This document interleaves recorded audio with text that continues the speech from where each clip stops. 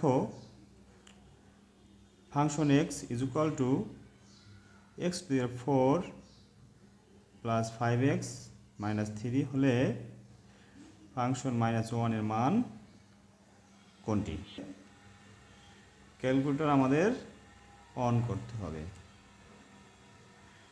এরপরে ক্যালকুলেটর আমরা রিসেট করে নেব।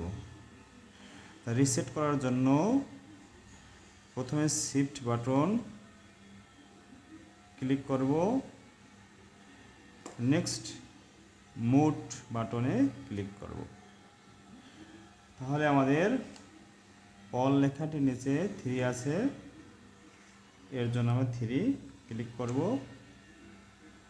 এবার আমরা সমান বাটনে 2 বার চাপ দিলে আমাদের কি হবে? রিসেট হয়ে যাবে। এবার আমরা function x to the power 4 plus 5x minus 3 এই রাশিটি ক্যালকুলেটরে উঠাবো। তাহলে প্রথমে ফাংশন এক্স, তার মানে এক্স ওঠানোর জন্য আলফা এবং ব্র্যাকেটের এই বাটনটি চাপলেই আমরা এক্স পেয়ে যাব।